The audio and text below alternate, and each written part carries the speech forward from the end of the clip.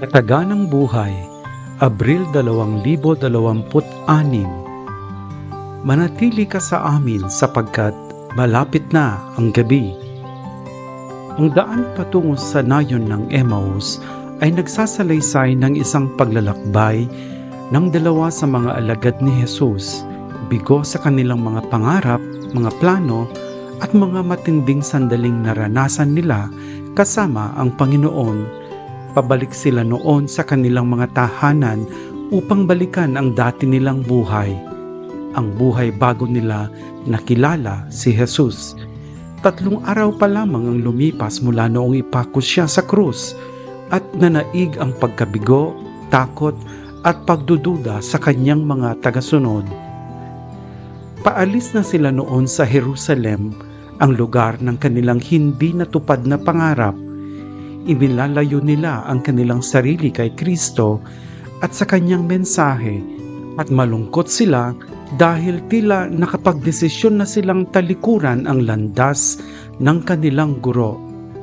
Ito ang kwento nating lahat kapag naliligaw tayo ng landas sa mga sitwasyong pinipilit tayong magdesisyon sa iba't ibang bagay, at madalas pinaniniwalaan natin na ang pagtalikod, pagsuko o pag-iisip na wala na tayong magagawa ang tanging sagot sa ating pagkabalisa. Sino sa atin ang hindi nakakakilala sa bahay tuluyan sa Emmaus? Sino ang hindi pa nakalakad sa daang ito sa gabing tila nawala na ang lahat sa atin?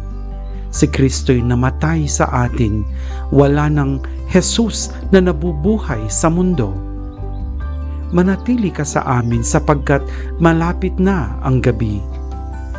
Sa paglalakbay, isang lalaki ang sumama sa kanilang dalawa na tila walang kamalayan sa mga pangyayaring naganap. Nagsimula siyang magtanong na naglabas ng lahat ng kanilang pinagdadaanang pait at kawalan ng pag-asa sa buhay.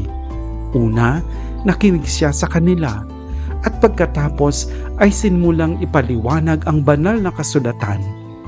Ito'y isang pag-uusap, isang pakikipagtagpo na nag-iiwan ng marka, kaya't kahit hindi pa nila nakikilala si Jesus, hiniling nila sa Kanya na manatili sa kanila dahil sumasapit na ang gabi. Ito marahil ang isa sa pinakamagandang panalangin na matatagpuan sa mga aklat ng mabuting balita.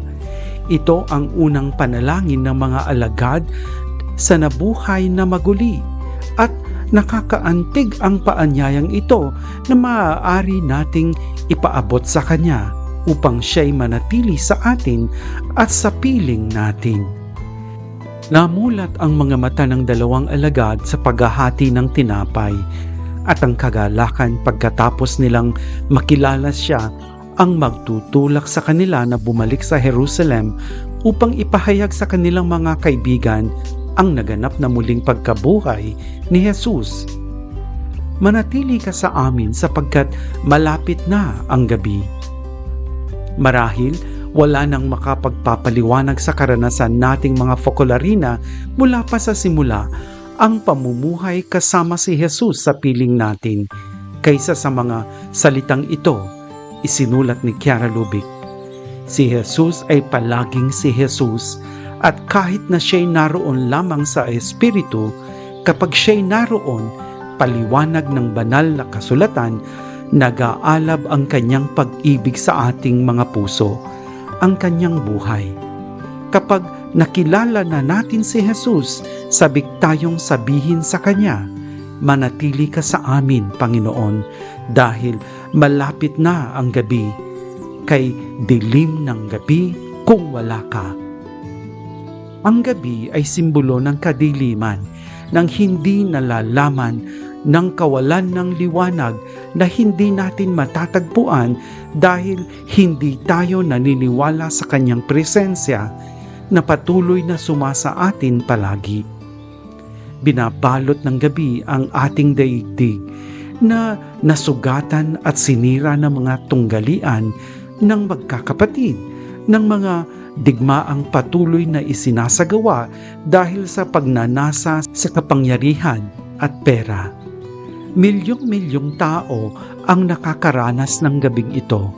Wala na silang boses para sumigaw laban sa pang-aapi at kawalan ng katarungan.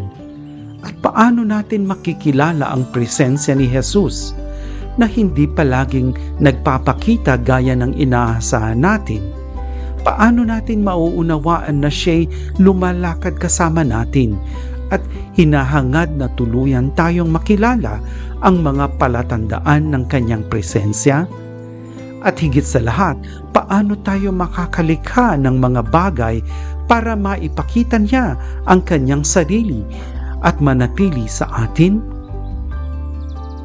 Ito ang mga tanong na maaaring hindi natin laging alam ang sagot, ngunit inihimok tayo nito na huwag sumuko sa paghahanap natin kay Jesus, na ituon ang ating tingin sa isang kasama sa paglalakbay na madalas nating hindi nakikita, na kilalanin siya na may papakita ang kanyang sarili kung isinasabuhay natin ang pagmamahal sa isa't isa. Ang daan patungong Emmaus ay simbolo ng lahat ng daan sa ating buhay. Ito ang daan ng pakikipagtagpo sa Panginoon, ang daan ng pagpapanumbalik ng kagalakan ng ating puso. Ibinabalik tayo nito sa komunidad upang sama-samang magpatotoo na si Kristo'y muling nabuhay.